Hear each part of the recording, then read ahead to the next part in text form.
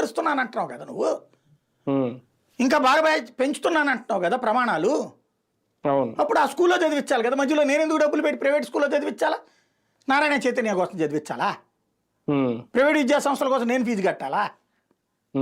నీ స్కూల్లో బాగు చేస్తానంటున్నావు కదా నువ్వు, మెరుగుపడిపోయినాయి అంటున్నావు కదా, జగన్ విధ్వంసం చేస్తే నేను బాగు చేసామంటున్నావు కదా, అక్కడికే చదవాల్సింది పిల్లలు. అక్కడే చదివినప్పుడు ఇంకా నా డబ్బులు ఎందుకు?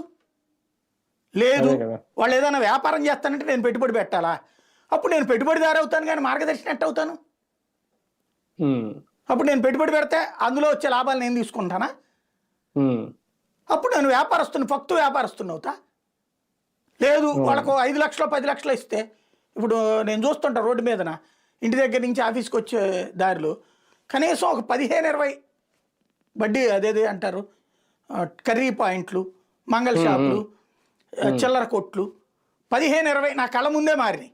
మేనేజ్మెంట్ 3 నెలలు చేస్తారు, 6 నెలలు మళ్ళీ పోద్ది. ఇది ఎంత లాస్ అంటే ఓ 4-5 లక్షల లాసు. ఇట్లా నేను డబ్బులు పెడితే వాళ్ళు లాస్ అయితే మళ్ళీ ఇంకో మార్గదర్శనం తీసుకెళ్ళిస్తారు వాళ్ళకి. లేదా ఇదంతా విఫలమవుతోంది, ఇది దాన్ని దుర్వినియోగం చేస్తున్నారని చెప్తారా?